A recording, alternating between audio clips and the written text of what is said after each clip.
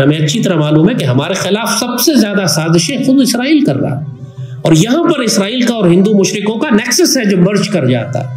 ہمیشہ سے بھارت نے جب بھی پاکستان کے خلاف کوئی کارروائی کی ہے، چاہے وہ فزیکل جنگیں ہوں یا انٹیلیجنس آپریشنز ہو یا انسرجنٹس ہو یا دہشت گرد ہو یا باغیوں کو تیار کرنا ہو، آپ کو اس میں اسرائیل کا ہاتھ ملے گا پاکستان کے خلاف۔ یہ چاہتے ہیں کہ پاکستان نہ رہے، اکھنڈ بھارت بن جائے۔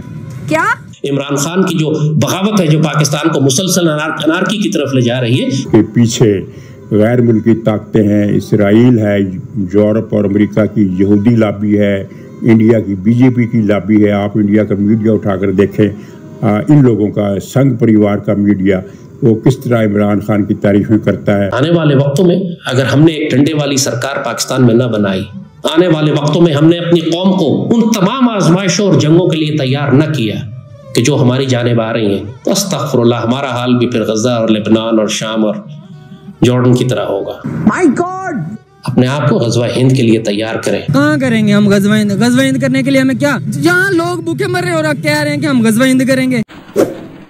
آپ نے سب سے پہلے گھبرانا نہیں ہے، باحثیت قوم ہم اس کا مقابلہ کریں گے۔ بیرون ملک سے وہاں اس کو طاقت ملتی ہے، اور پاکستان کے اندر بھی کچھ عناصر ہیں، ان میں سے ایک عنصر تو وہ ہے جو قیام پاکستان کے وقت سے ہی دکھی چلا آ رہا ہے کہ پاکستان بن کیوں گیا۔ مشرقی پاکستان میں بھی اسرائیل ان کے ساتھ تھا، کارگل کی جنگ میں بھی ان کے ساتھ تھا۔ پاکستان کے خلاف کوئی انڈین آپریشن نہیں ہے جس میں اسرائیلی شامل نہ ہو۔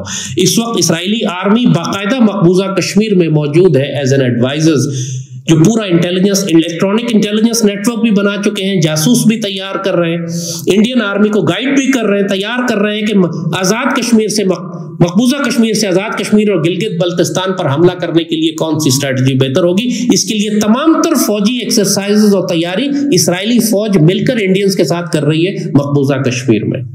ہم یہ سنا کرتے تھے کہ اسرائیل نے ایک دن میں کئی مسلمان ملکوں کو بالکل تباہ و برباد کر دیا تھا، ان کی فضائیہ کو زمین میں ہی تباہ کر دیا، ان ملکوں پر قبضہ کرنے کے لیے آ گیا، حتیٰ کہ بیت المقدس شریف بھی 1967 میں اسرائیل نے اردن سے لیا تھا، چونکہ عرب فوجیں 6 دن مزاحمت نہ کر سکیں، 6 days war کہتے ہیں اس کو۔ 6 دنوں میں 3 مسلمان ملک مصر، شام اور اردن تباہ کر دیا ان کو اسرائیل نے، بیت المقدس شریف پہ قبضہ کر لیا۔ عرب ممالک مزاحمت ہی نہ کر سکے، حزب اللہ کی تمام قیادت قتل ہو گئی، کئی ہزار ان کی تمام لیڈرشپ اور امپورٹنٹ آپریشنل لیڈرشپ، ان کی ایڈمنسٹریٹو لیڈرشپ ساری ماری گئی، پہلے پیجز میں، پھر واکی ٹاکیز کے گری، پھر ان کے درمیان اس قدر جاسوس انہوں نے چھوڑے ہوئے تھے کہ تمام قیادت، یعنی اگر ہم صاف الفاظ میں کہیں تو ان کا کمانڈر ان چیف اور ان کے کور کمانڈرز اور ان کے جی او سیز، میجر جنرلز اور ان کے بریگیڈیئرز، یہ سارے مارے جا چکے۔ حزب اللہ ٹوٹل ڈسمینٹل ہو گئی۔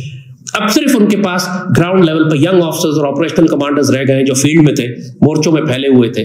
وہ ٹیکٹیکل لیول پر تو آپریشنز کر سکتے ہیں، لیکن ایک پورا تھیٹر آپریشن پلان ہی نہیں کر سکتے۔ ان کے پاس وہ کیپیسٹی نہیں ہے، نہ ویژن ہے، نہ ان کے پاس وہ ٹولز ہیں کہ وہ پورا ایک تھیٹر آپریشن پلان کریں اسرائیل کے خلاف۔ لہذا اسرائیل نے جب داخل ہونے کی کوشش کی تو بارڈر اسکرمشز ہوئی، بارڈر پہ جھڑپیں ہوئی، لیکن آپ دیکھ رہے ہیں اس وقت کہ حزب اللہ پریکٹیکلی انکیپیسیٹیٹ ہو گئی۔ انہوں نے جو اس کا جو قائد تھا اس کا حسن نصر اللہ، اس کی جگہ جس شخص کو انہوں نے اس کا قائد بنایا، اور قاسم سلیمانی کا وہ نائب جس کو ایران نے بھیجا حزب اللہ کے پاس ان کو دوبارہ منظم کرنے کے لیے، اسرائیل نے رپورٹس ہیں کہ ان کو بھی قتل کر دیا۔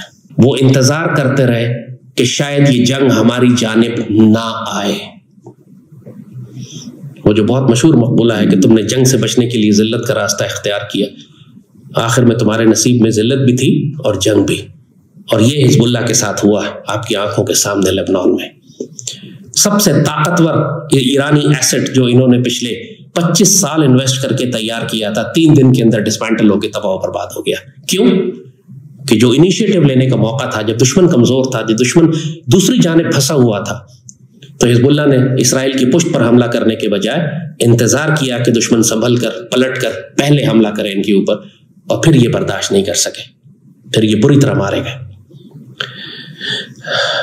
اب اسرائیل آگے بڑھ کر سیریا پہ حملے کر رہا ہے، جارڈن میں حملے کر رہا ہے، عراق پر حملے کر رہا ہے، یمن پر حملے کر رہا ہے، اور اب ایران پر حملہ کرنے جا رہا ہے۔ ایرانیوں نے بھی جو اسٹریٹجی رکھی ہوئی ہے وہ انتہائی ڈیفینسو اسٹریٹجی ہے. بے شک وہ اسرائیل پہ انہوں نے 2 مرتبہ میزائل فائر کیے. وہی بزدل مائنڈ سیٹ، بیسکلی بزدل مائنڈ سیٹ ہے.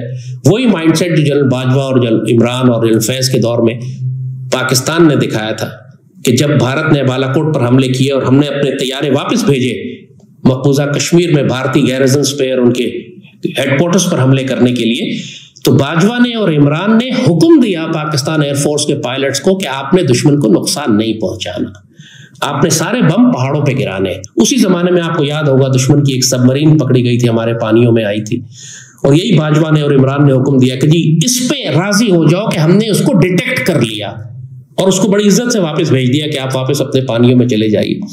لیکن اگر دشمن کو موقع ملتا تو اس نے کبھی ہمارے جہازوں کو نہیں چھوڑا. اٹلانٹک یاد ہوگا کو 1999 میں نواز شریف کا دور تھا، ہمارا ایک جہاز سندھ کے بارڈر پہ فلائی کر رہا تھا. کارگل کی جنگ ختم ہوئی تھی اس وقت، تو بھارت بہت بری طرح سے اس کو چوٹ لگی تھی، نقصان اس نے اٹھایا ہوا تھا، وہ بدلہ لینے کے لیے تلاش کر رہا تھا موقع. ہمارا نیوی کا ایک جہاز جاسوسی کا جہاز تھا جو سندھ میں فلائی کر رہا تھا، اور انڈینز نے اس کو مار کے گرایا تھا. ہمارے 29 افسر اور جوان شہید ہوئے تھے اس میں. نواز شریف کی حکومت تھی، اس نے بدلہ لینے سے انکار کر دیا. اس نے بھی یہی کہا کہ ہم بدلہ نہیں لیتے، کوئی بات نہیں، بس ختم ہو گئی بات. یہ جنگ پھیلتے ہوئے پاکستان کی سرحدوں تک آ جائے گی. ظاہر ہے اگر ایران اس جنگ میں شامل ہوتا ہے تو جنگ ہماری سرحدوں پر آ جائے گی.